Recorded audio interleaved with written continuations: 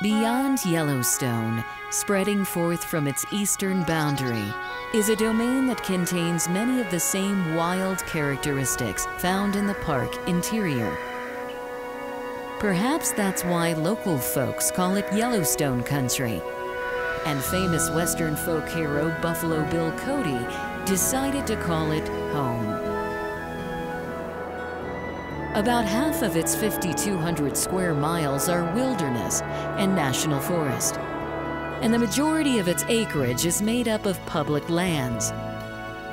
With natural features bearing names like Eagle Creek Meadows and Cougar Creek, this is one place where wildlife takes center stage. We like to think that right here in Park County, there are more wildlife in greater numbers and greater variety than anywhere else in the lower 48 United States.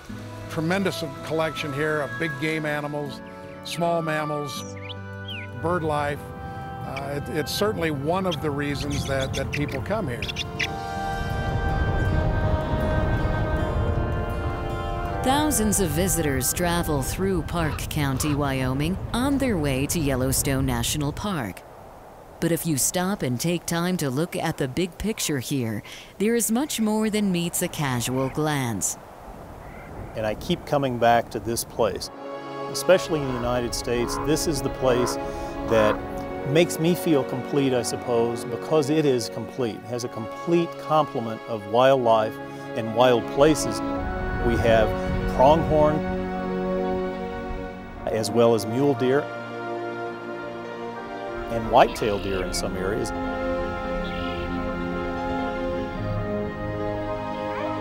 Elk. We have moose. We have bison even. In fact, in this corridor leading from Cody, Wyoming into the east gate of Yellowstone National Park, during the winter, it's not uncommon at all to come across some bison along the roadside here. Beyond Road's End is one of the biggest roadless areas left in the lower 48 states. In addition to the variety of big game animals found in these haunts, wildlife of a different breed follow in their footsteps. We also have the major predators. That's why this area often is referred to as the Serengeti of North America, because we have such a dynamic predator-prey richness. The predators, of course, here include the gray wolf, and we have these in Park County, Wyoming, in different areas. We also have, of course, the grizzly bear.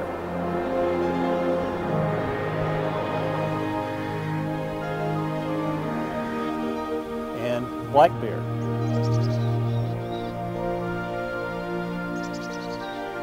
Mountain lion are here as well.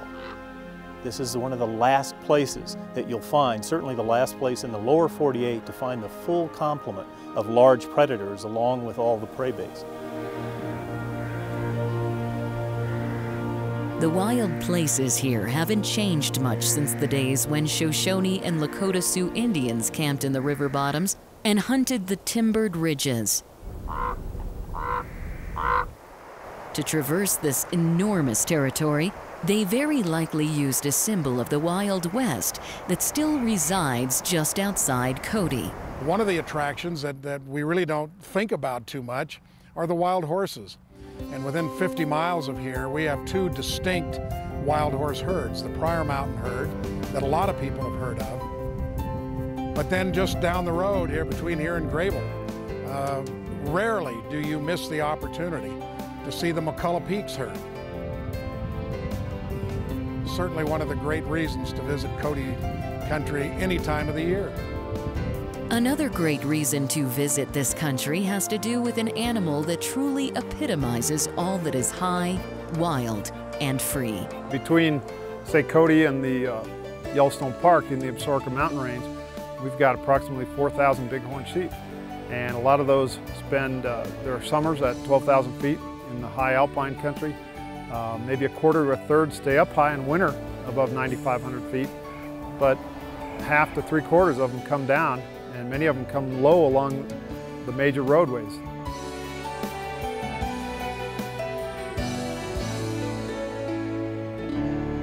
where most of the bighorns migrate to are the North and South Fork drainages of the Shoshone River.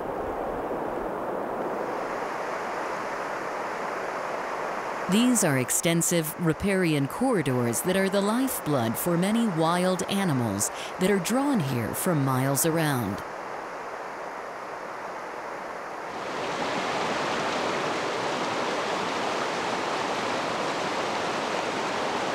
The diverse landscape of Park County also makes for a birdwatcher's paradise.